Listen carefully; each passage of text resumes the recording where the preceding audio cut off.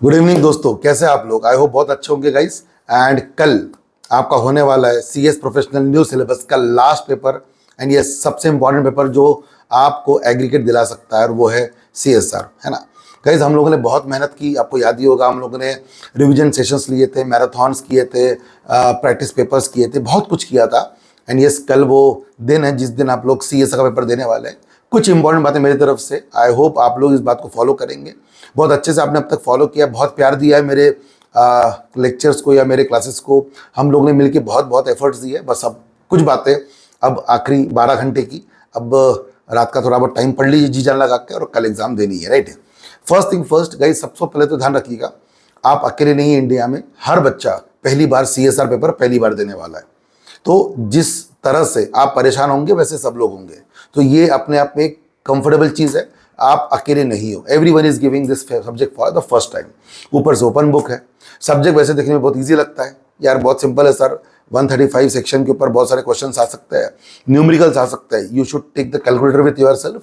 और न्यूमेरिकल जरूर आ सकते हैं, जो हमने बहुत बार पढ़े थे कि 3 ईयर्स का एवरेज, और 500 करोड़ का नेटवर्थ, 1000 करोड़ का टर्नओवर, 5 करोड़ का नेट प्रॉफिट, ऐसे बहुत सारे क्वेश्चंस बनाए जा सकते हैं, ठीक है ना। इनफैक्ट आपके जो पार्ट बी है उसमें सोशल गवर्नेंस है, उस पर भी कुछ क्वेश्चंस बनेंगे। तो न्यूमेरिकल क्वेश्चन जरूर से आएंगे, ये आप ध्यान रखिएगा। पहली बात मैंने आपको बताई कि यार यस, पेपर पहली बार हो रहा है, सबके लिए हो रहा है, तो बिल्कुल पैनिक मत करिएगा, बहुत अच्छे से आपका पेपर जाएगा। बस ध्यान रखिएगा, पूरा पेपर सॉल्व करेंगे। अब सर करना कैसे है? सर क्या करें हम लोग? जैसे आपको पहले 15 मिनट मिलेंगे। मेरा ऐसा मानना है कि आप एक बार ना पूरा पेपर फटाफट देख लेना। ये एक बोलते हैं मैन टू मैन मार्किंग कर लो, या फिर एक कैटेगरी बना लो कि ओके सर ये क्वेश्चन बहुत ईजी, जैसे आपको जैसे दिखा कि यार क्वेश्चन सोशल स्टॉक एक्सचेंज पर है और LODR या ऐसे लेकर क्वेश्चन लिखना है, बहुत ईजी लग रहा है, तो आपने पहले फट से पार्ट भी उठा लिया। पहले आप ये कब करोगे? जब आप पहले एक बार पूरा पेपर देख लोगे। तो 15 मिनट में ना पहले मैन टू मैन मार्किंग कर लो। क्योंकि आज भी मैंने कुछ बच्चों से बात की तो उनका कहना था कि पेपर सॉल्व नहीं हुआ पूरा। सीएसआर का गुरु मंत्र एक ही है, आपका 100 मार्क का पेपर सॉल्व होना चाहिए। और वो कैसे होगा? जब आपको ये पता होगा कि सर मुझे लिखना कौन सा आंसर है ना। दूसरी बात, क्वेश्चन किसी भी चैप्टर से आ सकता है। मतलब एक क्वेश्चन आएगा कि यार एक प्रोजेक्ट था, उस प्रोजेक्ट में सीएसआर किया, उस सीएसआर करने का पॉलिसी बताइए और साथ में इम्पैक्ट बताइए। तो अब क्वेश्चन बेसिक से भी हो गया, पॉलिसी मतलब चैप्टर 2 से भी हो गया, इम्पैक्ट मतलब चैप्टर 4 से भी हो गया। और अगर कहीं वो कंपनी निकली फॉरेन से तो उसका कनेक्शन SDG से हो गया, चैप्टर 6 से, है ना, सस्टेनेबल डेवलपमेंट गोल की 17 एक्टिविटीज से हो गया। अगर वो कंपनी निकली इंश्योरेंस या बैंकिंग तो फिर guideline of CSR chapter number 5 उससे कनेक्ट हो गया। तो वो कनेक्शन तो जरूर होगा। आपको अगर ये लगेगा कि यार जैसा हमारा इंडक्टिव पेपर था वैसा हो जाएगा कि एक पैसेज आएगा और पूछेंगे कि what do you mean by social assessment या सोशल इम्पैक्ट असेसमेंट, ऐसा तो नहीं होने वाला है। कुछ तो एकदम से नया धमाका होने वाला है। बट हाँ, मैं वापस से बोल रहा हूँ, आपके साथ नहीं हो रहा है, सबके साथ हो रहा है। तो इसका एक ही सॉल्यूशन है, 15 मिनट आपके लिए बहुत इंपॉर्टेंट है। पहले 15 मिनट में बहुत अच्छे से क्वेश्चंस को पढ़ लीजिएगा, अंडरस्टैंड कर लीजिएगा कि क्वेश्चन पूछा क्या गया है। अकॉर्डिंगली आपको ये पता चल जाएगा कि man to man marking, okay ये क्वेश्चन का आंसर यहाँ से ढूंढना है हमको।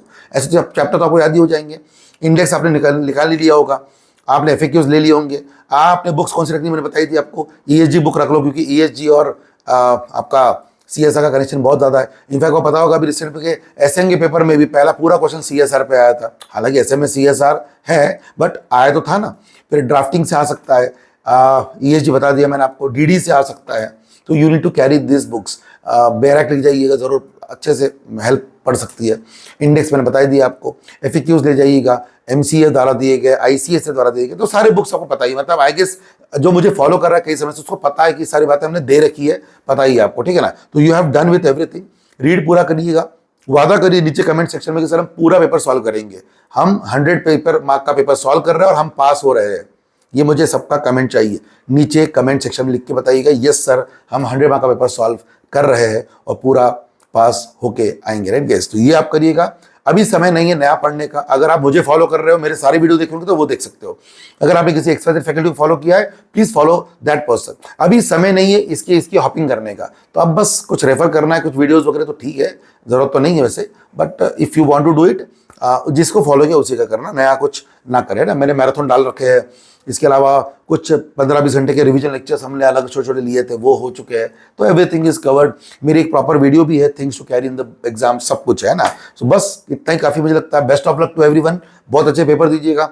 अच्छे से लिखिएगा, 100 मार्क की बातें जो मैंने बताई पूरी लिखिएगा, एंड यस ध्यान से पेपर पढ़ के लिखिएगा। Right guys, bye bye, best of luck guys and see you soon. कल बताया ना जरूर से कैसा रहा पेपर, है ना। I want to listen to from everyone कैसा रहा पेपर। कल मैं पोस्ट डालूंगा इंस्टाग्राम पे, मुझे वहाँ पे आपका फीडबैक चाहिए, और यहाँ पे भी आके नीचे बताइएगा कि सर हमारा पेपर कैसा गया। बट अभी के लिए मुझे वादा करके बता रहे हो कि ये सर हम पूरा पेपर लिखने वाले। Right guys, bye bye, take care, see you, bye bye.